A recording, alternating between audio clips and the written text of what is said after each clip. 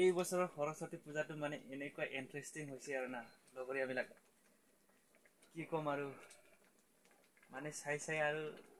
আমিও ডেকা ল'ৰা হৈ যাম নেকি লাগি আছে আৰু মানে ৰিটাৰ্ণ কৰি স্কুলত যাম নেকি এনেকুৱা আৰু মোৰ মনত এনেকুৱা লাগি আছে আপোনালোকৰ লাগিছে না নাই এবাৰ কমেণ্টত জনাই দিব দেই আৰু যোনে মোৰ চেনেলৰ নতুন হৈ চেনেলটো সাবস্ক্ৰাইব কৰি দিব